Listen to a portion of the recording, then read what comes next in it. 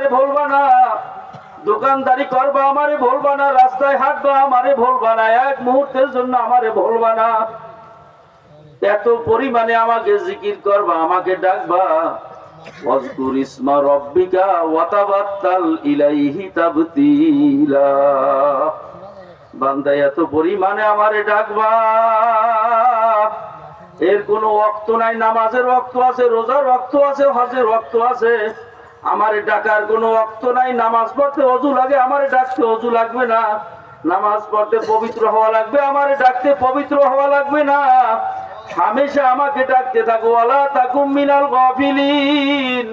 এমন ভাবে আমাকে ডাকতে থাকো, ডাকতে থাকো, ডাকতে ডাকতে ডাকতে ডাকতে ডাকতে ডাকতে এক পর্যায়ে বান্দা তুমি আর আমি মিলিয়া যাব।